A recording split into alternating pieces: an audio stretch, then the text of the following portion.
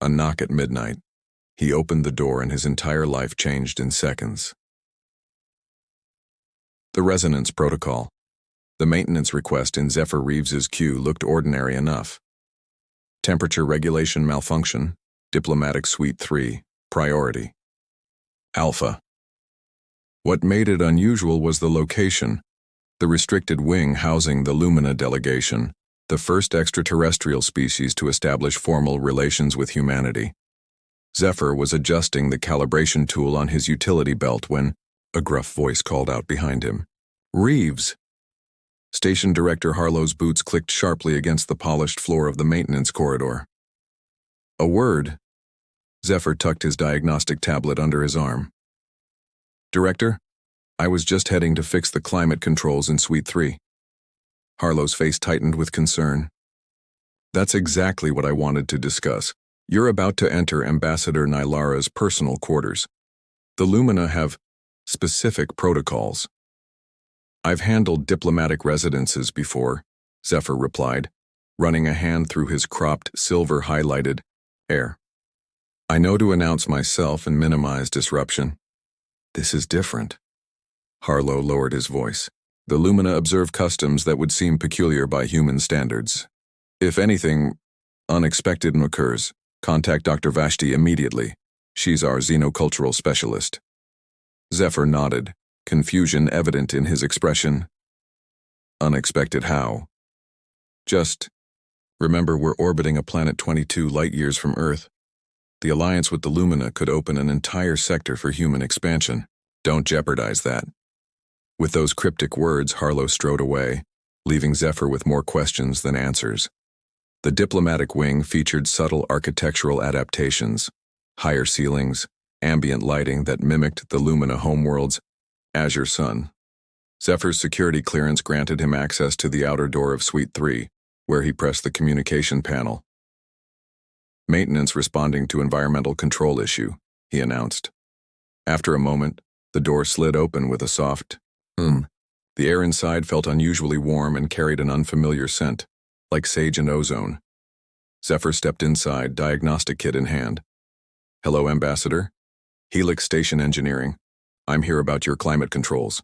The main living area was empty, decorated with peculiar geometric sculptures and textiles in shimmering teals and silvers. The temperature reading on his diagnostic tool confirmed the malfunction. 33 degrees Celsius, well above station norms.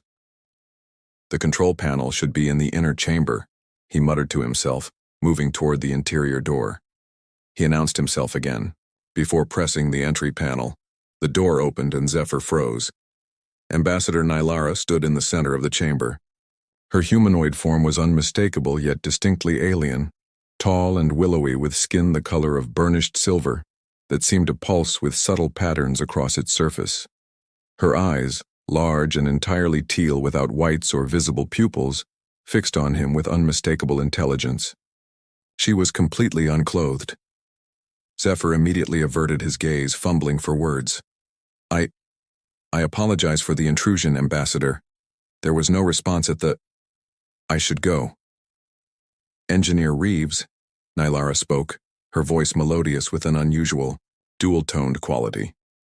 "You arrive at the perfect convergence point." Before Zephyr could respond, the outer door opened again and Dr. Jasmine Vashti rushed in, stopping abruptly at the scene. "Oh no," she whispered, then collected herself. "Engineer? Reeves, please step into the corridor with me immediately." Once outside, Vashti's professional composure fractured. "Did she address you by name? Did she say anything else?" "Just that I arrived at the perfect convergence point," Zephyr replied, his face flushed. "Look, I had no idea she would be—" "This is serious," Vashti interrupted. "What you witnessed wasn't an accident or misunderstanding, it was ritual. Among the Lumina, being seen unclothed by an unrelated individual is a sacred initiatory act. She selected you as her resonance partner." Zephyr stared at her in disbelief. "She's what?" "Congratulations," Vashti said grimly. "You've just become a pivotal figure in interstellar diplomacy. The commander needs to see you immediately." Commander Riker's office felt too small for the 5 people crammed inside. Zephyr sat rigidly in his chair, still processing Dr. Vashti's explanation while the station's senior staff debated his future, and possibly that of human-Lumina relations. "This is unprecedented," Security Chief Larson argued. "We can't just hand over station personnel because of some alien bonding ritual." "It's not simply a bonding ritual. It's a resonance selection," Vashti corrected, consulting her tablet. "The Besios, Lumina call it Eliathan, the harmonizing of life frequencies. It's fundamentally significant in their culture." Commander Riker, a composed woman with dark braided hair streaked with silver, focused her attention on Zephyr. "Mr. Reeves, I understand this is overwhelming, but you need to grasp the implications. Ambassador Nylara isn't just any diplomat, she's a daughter of the High Resonator. Her selection of you carries both personal and political weight." Zephyr ran his hands through his hair. "With all due respect, Commander, I was just there to fix her environmental controls. How was I supposed to know walking through a door would get me cosmically engaged?" "The Lumina don't form casual connections," Vashti explained. "Their neural physiology establishes deep psychoenergetic bonds with chosen partners. For Ambassador Nylara to initiate this ritual, she must have been observing you for some time." This revelation sent a chill down Zephyr's spine. "Observing me? How?" "Station surveillance feeds, perhaps. Or during your previous maintenance visits to neighboring diplomatic quarters," Larson suggested. "The point is," Riker interjected, "she chose you specifically." Dr. Nikolai Werner, the station's chief medical officer, cleared his throat. "There are physiological considerations as well. Luminin biochemistry is complex. If you accept this arrangement, you would require certain medical adaptations." "If?" Zephyr looked around the room. "You mean I have a choice?" The silence that followed answered his question before Commander Riker spoke. "Technically, yes. Practically, declining would be interpreted as a profound rejection. The negotiations have been precarious at best. This could undermine years of diplomatic progress." "You're saying I might start an interstellar incident if I say no?" Riker's expression remained composed. "I'm saying there would be significant consequences. The Lumina value resonance bonds above political agreements. Their entire social structure is built on a complex network of energetic connections." As if on cue, Zephyr's tablet chimed with a notification. Dr. Vashti glanced at it. "It's begun. Ambassador Nylara has sent the first resonance gift, traditional Luminin attire for the bonding progression." "I need time to think," Zephyr said, his voice strained. "Of course," Commander Riker nodded, "but not too much time. For now, maintain appropriate appearances. Dr. Vashti will guide you through suitable responses to the ambassador's overtures." As the meeting dispersed, Dr. Werner pulled Zephyr aside. "For what it's worth," he said quietly, "the Lumina are remarkable beings. Their capacity for empathic connection surpasses our own in ways we're just beginning to understand. What begins as obligation might become something meaningful." Later that evening, Zephyr found a package outside his quarters, an intricately woven garment in shimmering silver blue fabric. Attached was a handwritten note in elegant script. "To perceive with more than senses is the beginning of understanding. Nylara." Zephyr traced the flowing characters of her signature, wondering what he'd gotten himself into and what choice he truly had.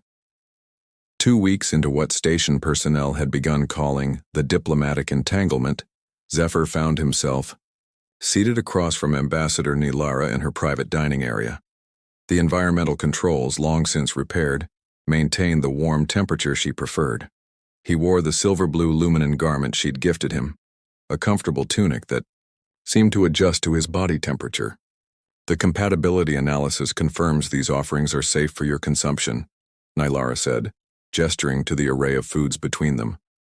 Her standard English had improved, though subtle harmonic undertones colored her speech.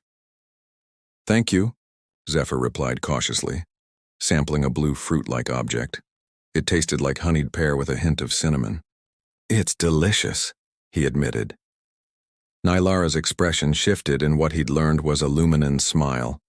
a subtle rippling of the silver-toned skin around her teal eyes. She wore a simple wrapped garment now.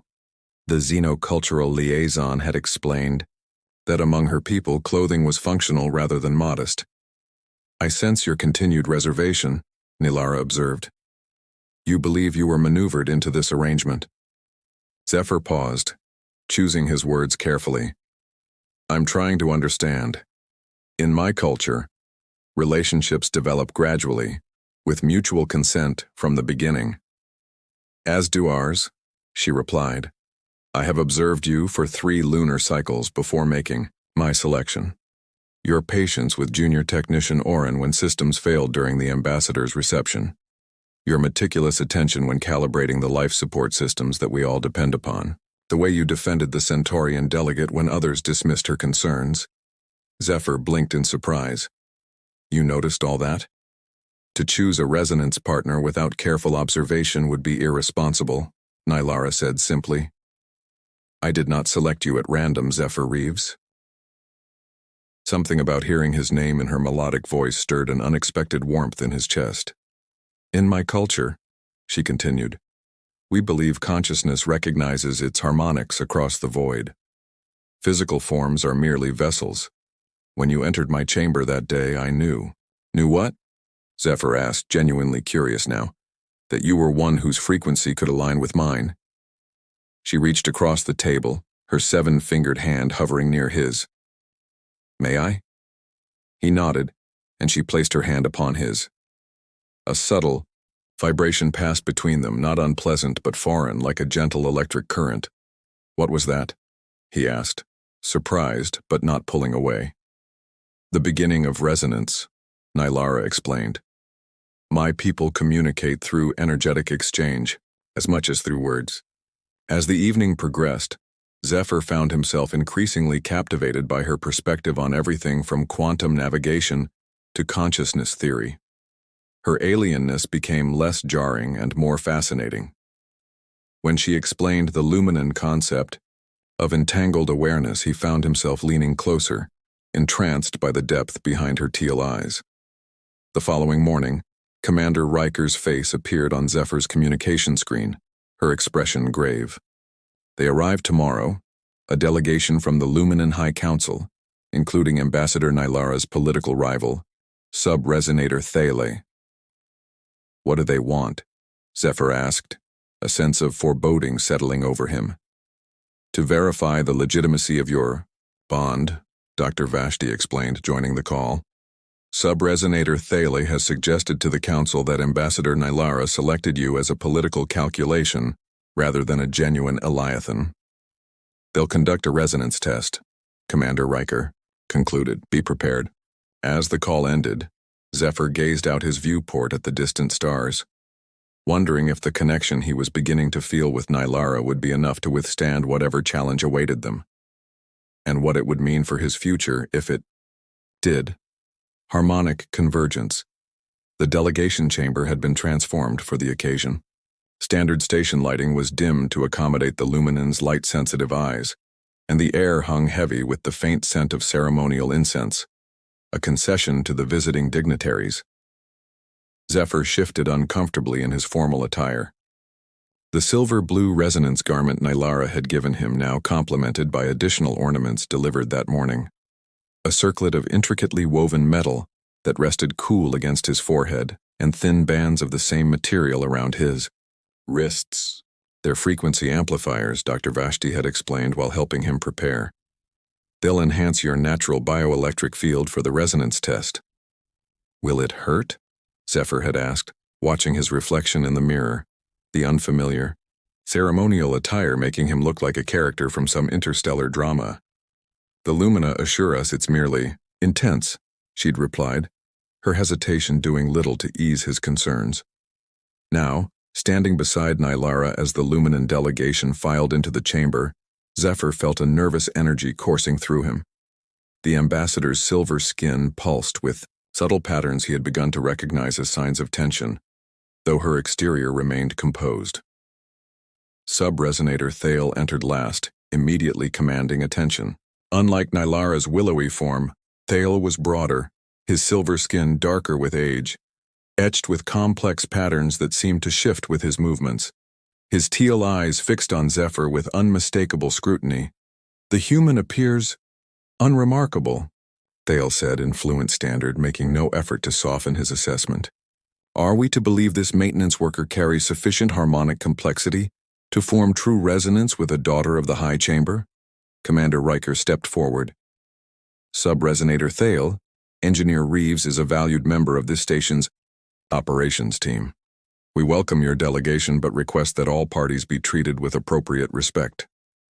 Thale inclined his head slightly, the gesture more dismissive than apologetic. "Let us proceed," he said, gesturing to two attendants, who carried between them a crystalline device the size of a small table. As they set it down in the center of the chamber, it hummed to life, emitting a soft azure glow. "The harmonic amplifier," Nylara whispered to Zephyr. "It will measure the energetic synchronization between us." "Ambassador Nylara," Thale announced, formally, "you have invoked the ancient right of Eliathan with this human.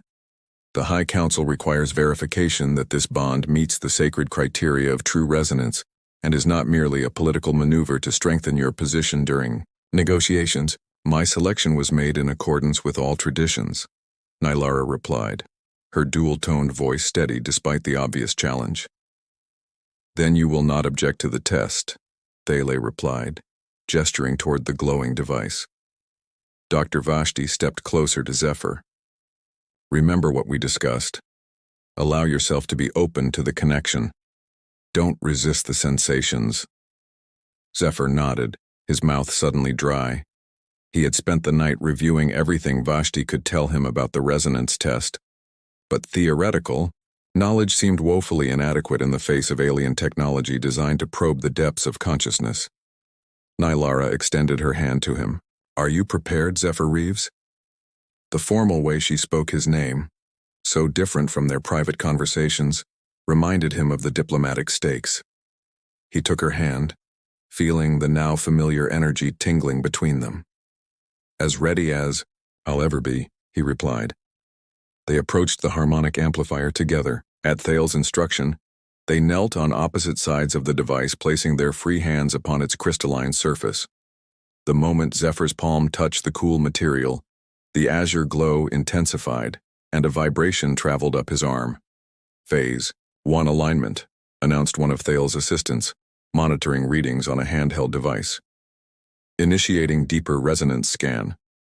The vibration increased, spreading through Zephyr's chest. He gasped as the sensation penetrated deeper, not painful but overwhelming, as if every cell in his body was suddenly vibrating at a frequency just beyond his perception. Through their connected hands, he could feel Nylara's energy pulsing in, counterpoint to his own. "Breathe," she instructed softly, her eyes locked with his. "Allow the frequencies to align naturally." Zephyr struggled to follow her guidance as the intensity grew. The circlet on his forehead began to warm, and the wrist bands constricted slightly. The room around them seemed to fade, the faces of the onlookers blurring until all he could see clearly was Nylara. Then, without warning, the boundaries between them began to dissolve. It wasn't telepathy, not exactly. Rather than hearing Nylara's thoughts, Zephyr experienced her emotions, her memories, her essence flowing into his consciousness like water filling an empty vessel. He saw fragments of her childhood on a world with an azure sun, felt the weight of responsibility as she was selected for diplomatic training, understood the isolation she experienced as the youngest daughter of the High Resonator. In return, he felt his own memories being accessed, his childhood on Earth's lunar colony, the loss of his parents in the Titan mining accident, his years of solitary focus on engineering as a way to create order from chaos. "Remarkable," one of the Luminan assistants murmured, breaking Zephyr's concentration. "The harmonic patterns are synchronizing at multiple layers." Thale moved closer, his expression hardening. "Increase the dissonance factor. Test the stability of the connection." The assistant hesitated. "Sub-Resonator, that protocol is typically reserved for—" "Do it," Thale commanded. The assistant adjusted something on the amplifier, and suddenly the harmonious vibration between Zephyr and Nylara shattered into painful discordance. Zephyr gasped, instinctively trying to pull away, but Nylara's grip on his hand tightened. "Stay with me." Her voice echoed in his mind rather than his ears. This is the true test. Finding harmony within chaos. The dissonance was excruciating, like every nerve ending screaming in a different key. Zephyr clenched his teeth, focusing on Nylara's eyes, on the connection they had begun to form over the past weeks. In his mind, he reached for the fragments of her consciousness still mingled with his own, trying to re-establish the harmony that had been disrupted. Something shifted, not in the amplifier but in Zephyr himself. Where he had been passively receiving the connection, he now actively participated in it, instinctively adjusting his own internal rhythms to match Nylara's. The dissonance began to resolve, not into the previous harmony but into something new, more complex, with layers of counterpoint that somehow strengthened rather than weakened the overall resonance. "Impossible," Thale whispered, his composure finally cracking as he stared at the readings. "The human is adapting, compensating for the induced dissonance." "No," the assistant corrected, wonder in her voice. "They are both adapting. The resonance patterns are evolving into a deeper synchronization." The pain subsided, replaced by a profound sense of connection unlike anything Zephyr had ever experienced. Through the bond, he could feel Nylara's surprise and delight as their consciousnesses intertwined in ways apparently unexpected even to her. When at last the test concluded and the amplifier powered down, Zephyr remained kneeling, dazed and disoriented. The separation from Nylara's consciousness left him feeling strangely hollow, as if part of himself had been removed. "The results are conclusive," the assistant announced formally. "True resonance has been established between Ambassador Nylara and Engineer Reeves. The Eliathan is valid by all traditional measures." A murmur ran through the assembled dignitaries. Thale's face was unreadable, but the tense patterns across his skin betrayed his displeasure. "This changes nothing politically," he said stiffly. "The treaty terms remain under negotiation." "On the contrary," Commander Riker interjected, stepping forward with a diplomat's smile. "According to Luminan tradition, doesn't the confirmation of a legitimate bond between representatives of our species strengthen the foundation for our alliance?"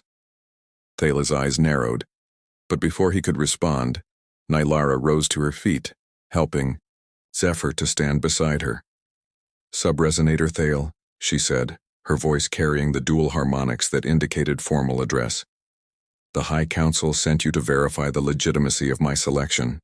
That verification has been completed. I trust you will convey the results accurately."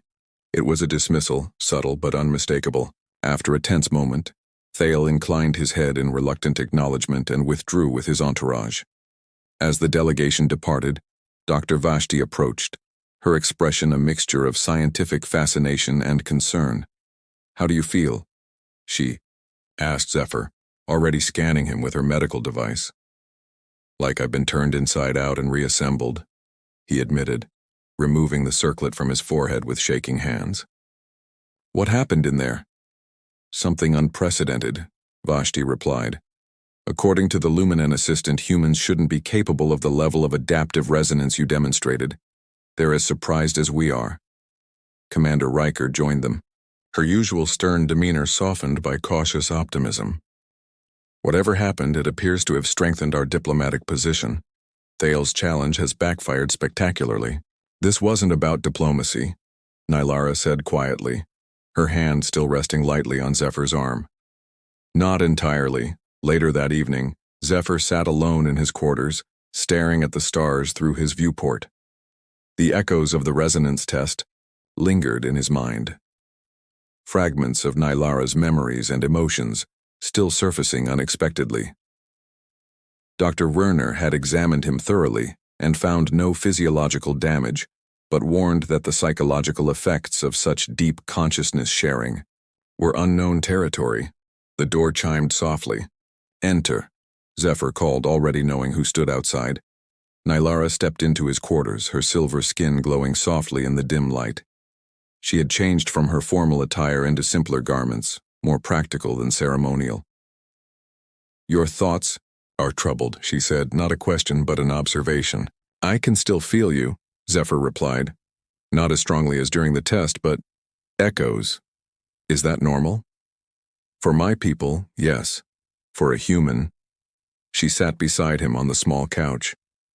No human has ever formed a resonance bond with one of us. Before.